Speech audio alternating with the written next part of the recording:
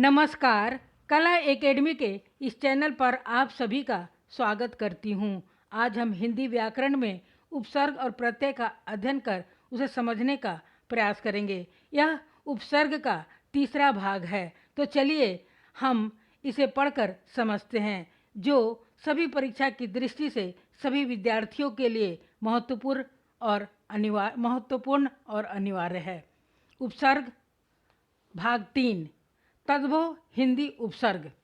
तद्भव उपसर्ग मूलतः संस्कृत के उपसर्गों से ही विकसित हुआ है। इसे ही हिंदी उपसर्ग कहते हैं। हिंदी में तद्भव उपसर्गों की संख्या 10 है। अ, अध, उन, औ, दु, अन, बीन, भर, कु और सु। पहला उपसर्ग है अ।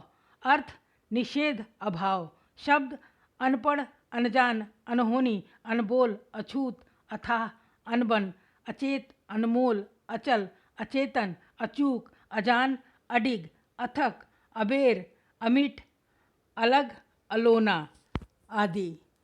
विशेष नोट अपवाद के रूप में यहाँ दिया गया है। संस्कृत में स्वरादि शब्दों के पहले अ के स्थान पर अन हो जाता है, परंतु हिंदी में अन व्यंजनादि शब्दों के पूर्व आता है, जैसे अनगिनती, अनबन, अनमोल, अनहित, अनहोनी आदि। अनूठा, अनोखा शब्द संस्कृत के अपभ्रंश शब्द हैं, जिसमें अन उपसर्ग आता है। कभी कभी यह उपसर्ग भूल से लगा दिया जाता है, जैसे अलोप, अचपल आदि। दूसरा है अध उपसर्ग। अर्थ है आधा। शब्द अधजला, अधपका, अधमरा, अधकचरा, अधखिला, अधगला, अधखुला, अधनंगा, अधसेरा। तीसरा उपसर्ग है ऊन। अर्थ है कम, एक कम। शब्द हैं 49, 59, 69, 39, इसे 39 भी कहते हैं, 29, 79, 89 आदि। चौथा उपसर्ग है औ। अर्थ है हीन और हीन, निषेध। शब्द हैं अवगुण, अवघट, अवतार, अवघर, औढर, औचट, अवसर। पांचवा उपसर्ग है दु। अर्थ है दो। शब्द हैं दुबारा, दुलारा, दुधारू, दुसाध्य, दुगुना, दुभांत, दुमट, दुभाषिया, दुनाली, दुरंगा। 6 नंबर का उपसर्ग है अन। अर्थ है नहीं, बिना। शब्द हैं अनकहा, अनखाया, अनखुला, अनगढ़, अनगिनत, अनचाहा, अनजान, अनदेखा, अनपच, अनपढ़, अनबूझ, अनबोल, अनमेल, अनमोल, अनसुना, अनहोनी। सातवां उपसर्ग है बिन। अर्थ है बिना, अभाव, निषेध। शब्द हैं बिन कहे, बिन खाया, बिन जाया, बिन जाने, बिन देखा, बिन बुलाया, बिन बोया, बिन ब्याही, बिन माने, बिन सोचे आदि। आठवां उपसर्ग है भर। अर्थ है ठीक, पूरा, भरा हुआ। शब्द है भरकम, भरपाई, भरपूर, भरसक, भरपेट, भरमार। 9 नंबर का उपसर्ग है क या कु उपसर्ग। अर्थ है बुरा, बुरी। शब्द हैं कपूत, कुकर्म, कुचक्र, कुचाल, कुढंग, कुटेव, कुठौर, कुख्यात, कुमार्ग, कुसमय, कुरूप, कुपात्र, कुलक्षण। 10 नंबर का उपसर्ग है स, सु। अर्थ है अच्छा, सहित। सकर्मक, सकर्मक, सगुन, सकर्मक, सगुन, सुजान, सुघड़, सचेत, सजीव, सवेरा, सुडौल, संदेह, सपरिवार, सपूत, सफल, सरस, सहित। आगत या विदेशी उपसर्ग। जो उपसर्ग विदेशी भाषाओं से हिंदी में आए हैं उन्हें आगत उपसर्ग कहते हैं। उर्दू फारसी के उपसर्ग। उर्दू और फारसी भाषा के निम्नलिखित उपसर्ग हैं। उपसर्ग ब, बा, बे, बद, खुश, ना, गैर, ला, हम, हर, कम, दर, सर। पहला है ब उपसर्ग। अर्थ है के साथ, से, पर।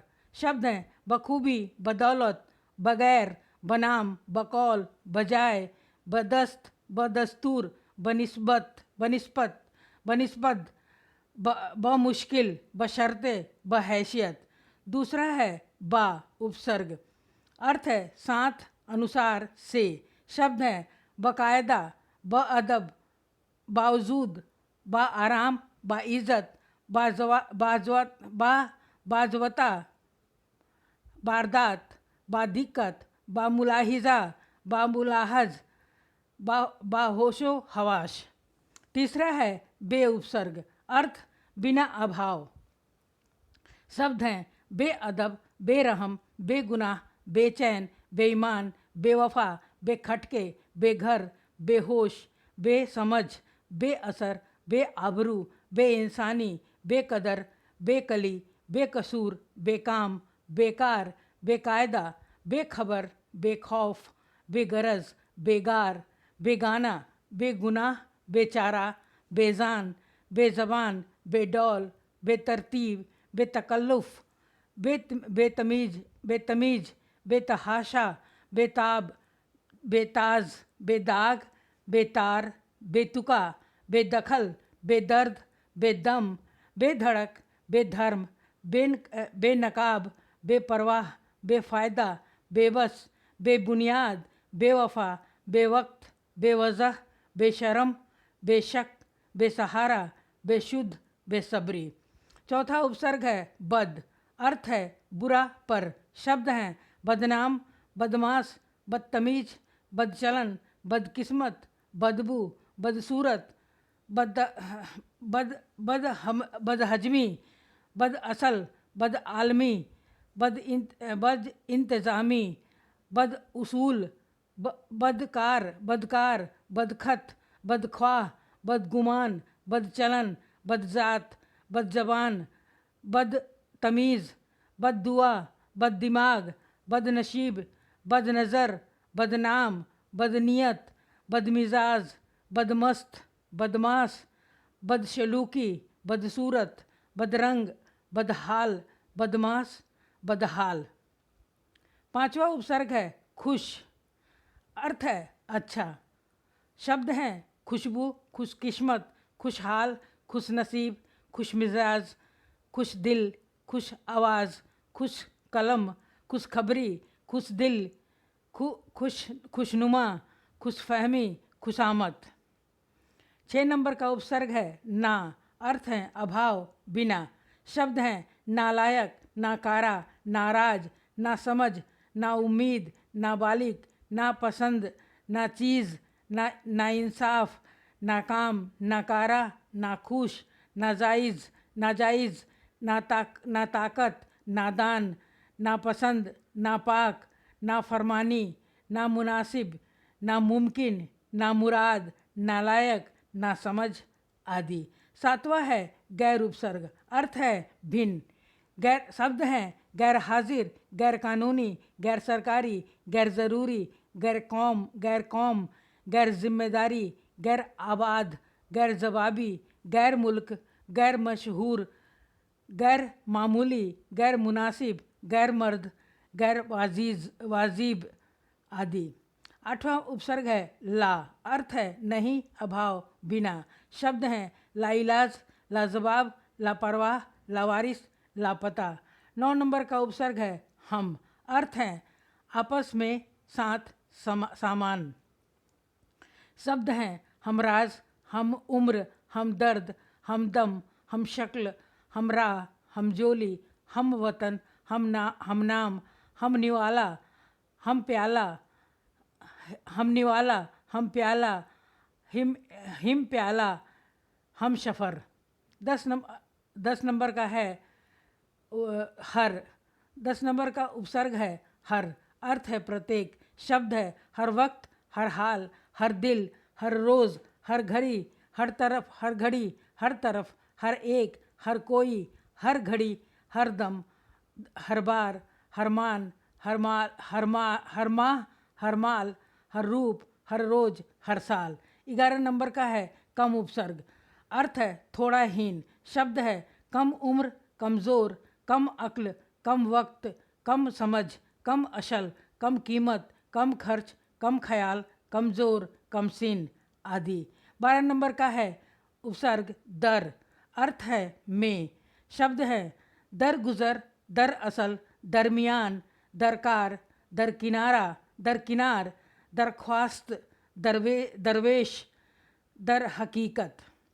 13 नंबर का उपसर्ग है सर अर्थ है मुख्य या अच्छा, सरपंच, सरताज, सरकार, सरदार, सरनाम, सरहद। अंग्रेजी के उपसर्ग ये शुद्ध उपसर्ग नहीं हैं, ये शब्द विशेष के आरंभ में ही प्रयुक्त होते हैं। पहला है सब, सब इंस्पेक्टर, सब रजिस्ट्रार, सब जज, सब ऑफिस, सब कमेटी। दूसरा है head, headmaster, head post office, head office, head constable, head clerk. तीसरा है चीफ, चीफ मिनिस्टर, चीफ जज। चौथा है general, general manager, general secretary, general store, general merchant. पांचवा है assistant, assistant teacher, assistant commissioner, assistant manager, assistant engineer, assistant secretary. 6 number का है vice, vice principal, vice captain, vice chancellor. 7 number का है half, half pant, half body, half day, half tone, half mad. 8 number का है deputy, deputy commissioner, deputy director, deputy minister, deputy collector. उपसर्ग के आधार पर शब्द निर्माण के कुछ महत्वपूर्ण बिंदी हैं। उपसर्ग लगाकर शब्द निर्माण करते समय निम्नलिखित बातों का ध्यान रखना आवश्यक है। प्रायः जिस प्रकार का शब्द होता है उसी प्रकार का उपसर्ग उस शब्द में लगता है। जैसे तत्सम शब्द के साथ तत्सम उपसर्ग, तद्भव शब्द के साथ तद्भव उपसर्ग तथा विदेशी शब्द के साथ विदेशी उपसर्ग लगाना चाहिए। उदाहरण के लिए सु तत्सम उपसर्ग है। यहाँ तत्सम शब्द पुत्र के साथ सु लगने पर या लगाने पर सुपुत्र बनता है। वैसे ही अन्य उपसर्गों के साथ भी प्रयुक्त होता है। अगला है एक उपसर्ग एक से अधिक अर्थों में प्रयुक्त हो सकता है। नेक्स्ट है शब्दों के साथ उपसर्ग के योग में संयोग एवं संधि के नियमों का प्रयोग होता है। उपसर्ग सहायक शब्दों में नहीं जुड़ते हैं। उपसर्ग शब्द संस्कृत व्याकरण का तकनीकी शब्द है। तत्सम उपसर्गों में कुछ ऐसे भी उपसर्ग हैं जिनके एक से अधिक रूप मिलते हैं, जैसे दूर, दुष, दुष, दुष आदि। उपसर्ग शब्द उपजोड़ सर्ग दो शब्दों के मिलने से बना है, जिसमें सर्ग मूल शब्द है जिसका अर्थ है जोड़ना या निर्माण करना, जैसे उपजोड़हार, उपहार।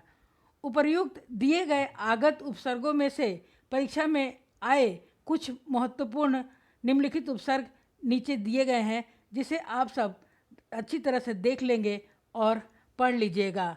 आप सब ने इस वीडियो को सुना और देखा, इसके लिए मैं आप सभी का बहुत बहुत धन्यवाद करती हूँ। कृपया वीडियो को लाइक, सब्सक्राइब और शेयर अवश्य करें ताकि ज़रूरतमंद विद्यार्थी के भी यह काम आ सके।